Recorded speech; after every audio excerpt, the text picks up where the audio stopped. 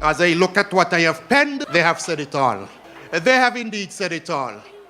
They, of course, gave you a history of the development of early childhood education here in the Federation of St. Kitts and Nevis. And it's a history that has been given much prominence, not just locally, but by other persons who have written about it. You would have heard, for example, of the article penned by Cian Williams, I think it is, who spoke of the previous administrations and the fact that early childhood in St. Kitts and Nevis has surpassed that of many other countries because of the commitment towards it. As I reflect, though, while that article was written some years ago, it was only recently, while I was traveling, I took the opportunity to review a recent document written by a next one of our partners, UNICEF. In that document, UNICEF also spoke to the fact that the early childhood unit development in St. Kitts and Nevis is one that should be modeled by the rest of the Caribbean region. In particular, it made mention of the high scope program, which is the education program utilized here locally. It said that St. Kitts and Nevis had made significant strides, not only in implementing it, but also in ensuring that we have trained our teachers to deliver that particular program.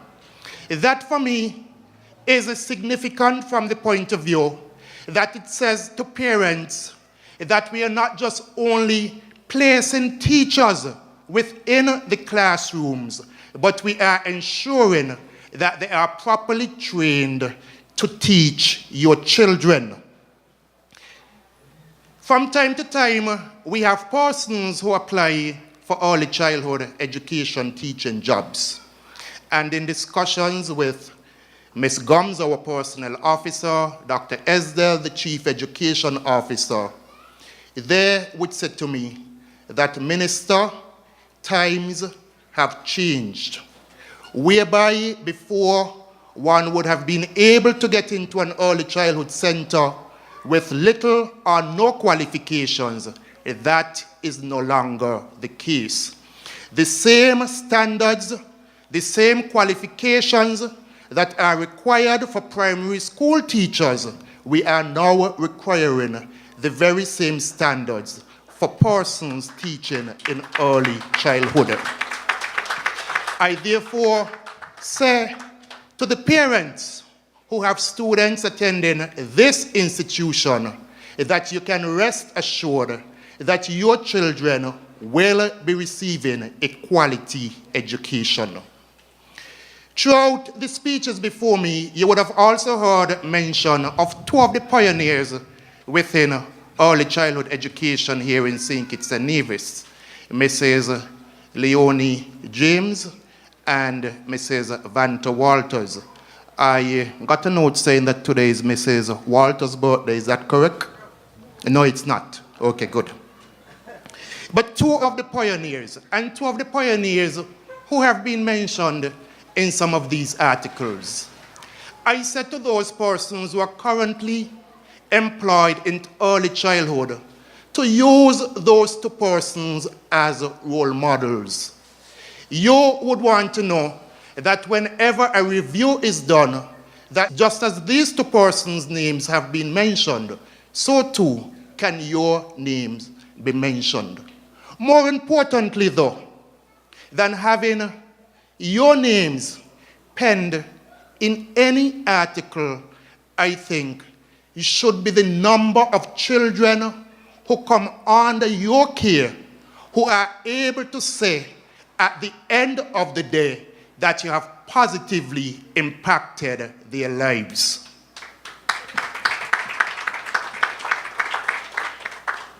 That for you must be your primary concern.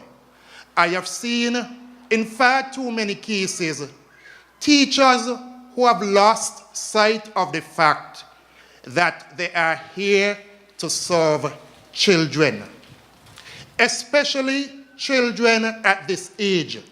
The Prime Minister, in his own remarks, would have highlighted the importance of an early childhood education. And our goal is to have 100% of our children engage in early childhood development.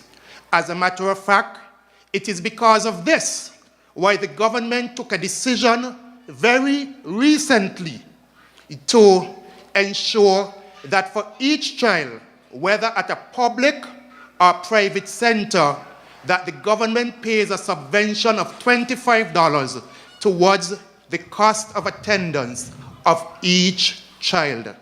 So that if your child is at a private center and the cost is $50, the government subsidizes it to the extent of $25 for your child.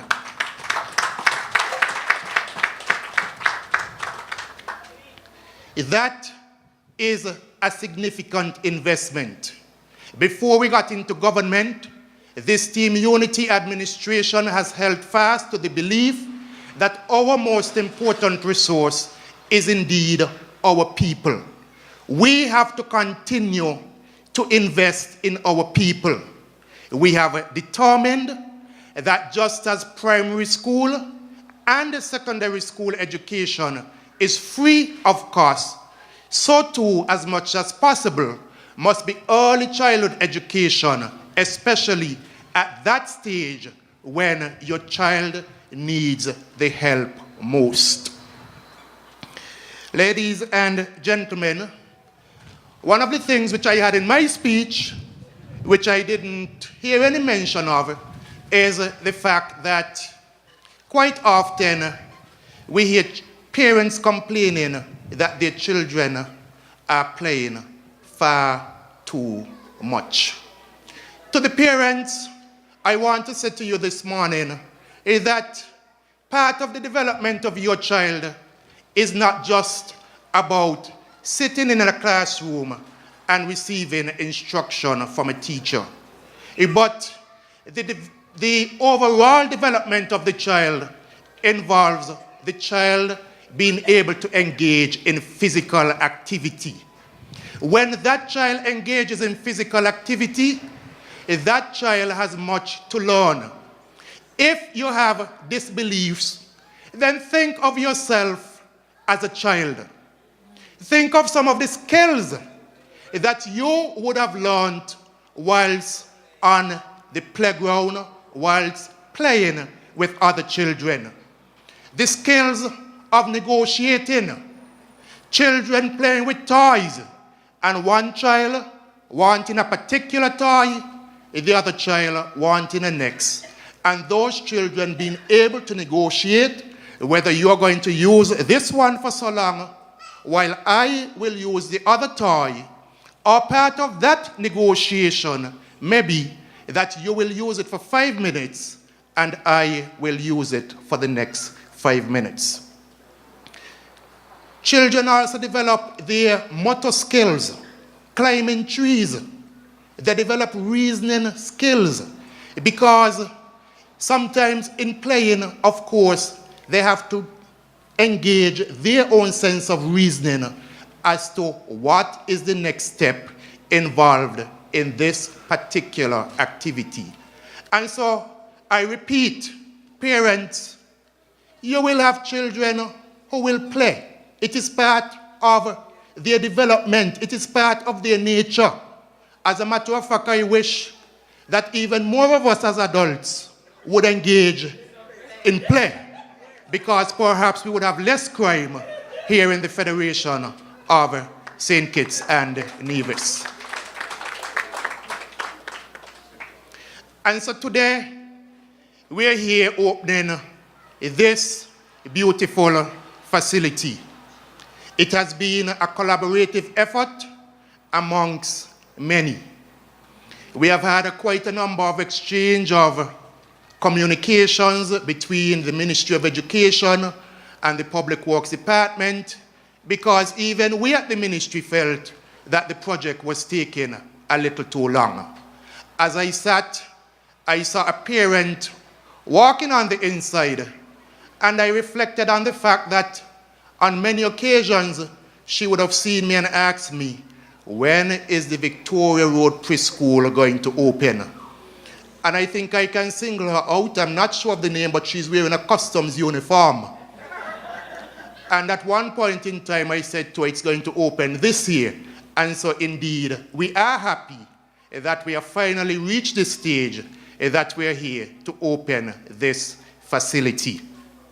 I say to the students, to the parents, to all stakeholders, that this facility will only last as long as the care and attention that we give to it. Therefore, let us ensure that we use it in such a manner that other students who are to come behind will be able to similarly enjoy it. I must also say a very special thank you at this juncture to the Ribeiro family, who would have made the original building available to the government of St. Kitts and Nevis to be used as an early childhood development center.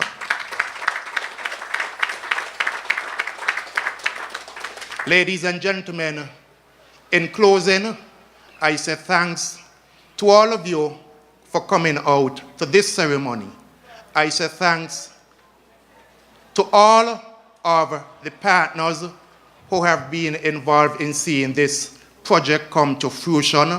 There is one name which has been omitted, and that is the name of the former Director of Early Childhood, Mrs. Morris, and so I go on record to thank her